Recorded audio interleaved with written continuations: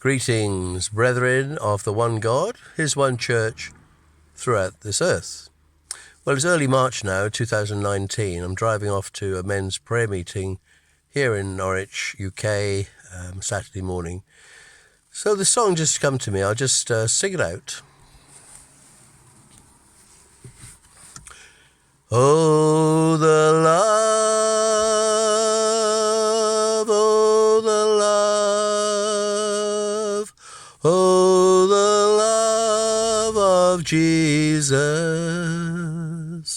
Oh, the love, oh, the love, oh, the love of Jesus.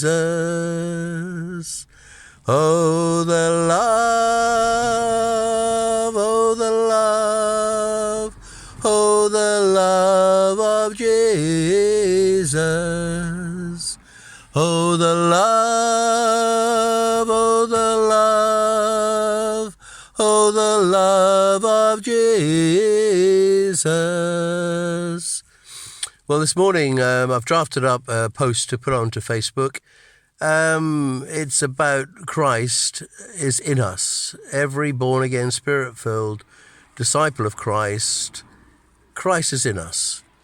And Christ is building his church in 2s and 3s and 4s and 5s. But effectively, practically, when any group gathers, the group starts to break up. And 2s and 3s is a good number.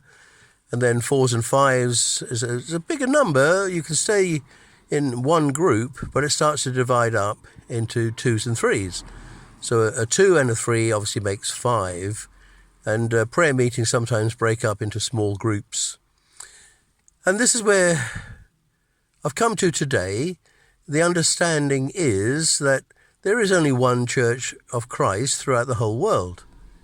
But there's no one organisation. There's no one central board or government of all the church leaders trying to work together to make sure they're all on the same page. And this is what Jesus saw, and he prophesied there'll be many false Christs, false prophets, false apostles.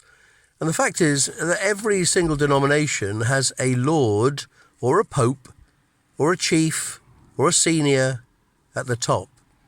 And actually that principle comes from Pharaoh, Egypt, or Babylon even, with a tower and a pyramid. They're much the same things. But of course, the church model is based on a worldly system of a company, an organisation, albeit non-profit organisation, a charity even. But the fact is, there's always one man and a board at the top of a pyramid. And that's head office. Now, if the world runs that way, and it does,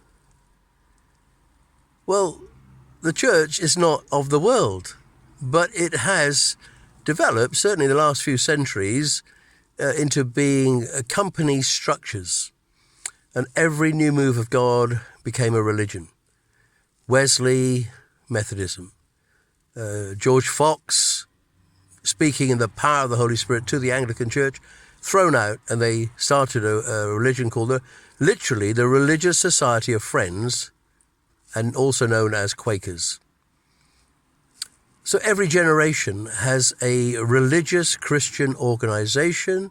1 or 2 or 3 of them are the lead, and then new moves of God move away from the traditional leadership of the churches in the world, which is like this loose arrangement of Anglicans and Catholics working together and having some sort of ecumenical movement, pastors, fraternals. But of course, none of it's biblical, because the early church didn't have cartels or closed groups, closed shops, like the trade unions.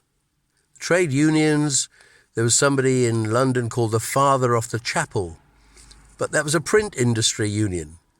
But he was the FOC, the Father of the Chapel, and union members in Britain, it was hereditary. So if your father was in the print union, you were allowed to come in. Otherwise, it was literally a closed shop.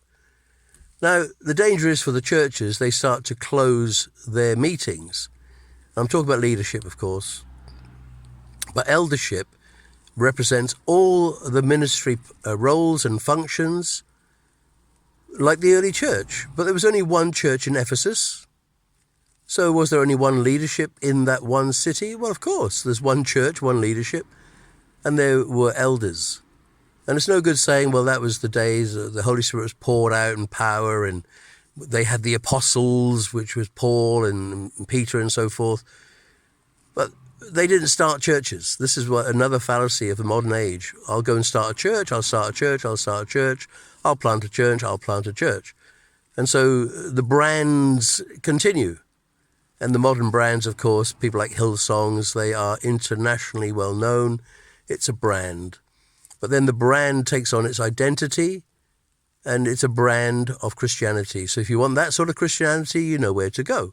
If you want to eat fast food, you go to McDonald's or KFC or a myriad of other fast food chicken joints that have opened up all over the place.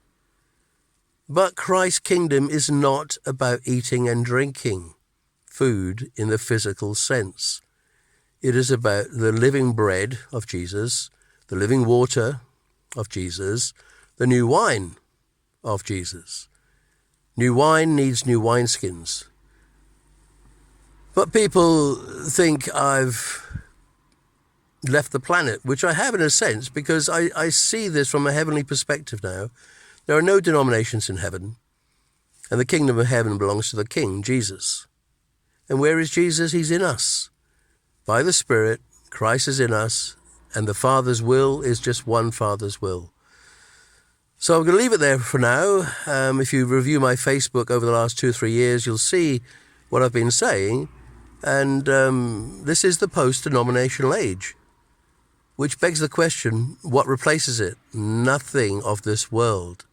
Christ, the Holy Spirit, Jesus is the head of his church. There's one church. Well, did you get the memo this morning? Did you? Well, it's called the Bible. Now, if you start Ephesians 4 and 5, that's a great place to start about unity of the one church, of the one Jesus Christ, the one Lord, the one baptism, one faith, one Father over all, one Holy Spirit. We belong to the one God, Father and Son and Holy Spirit. So God bless you. I know some of you may not understand this and maybe have not got this far in even listening to this. But God's will be done. He's bringing his one church into absolute unity, absolute submission one to another. Read Ephesians 5:21. We submit one to another out of reverence to Christ. And Christ is in us. And that's the hope of glory.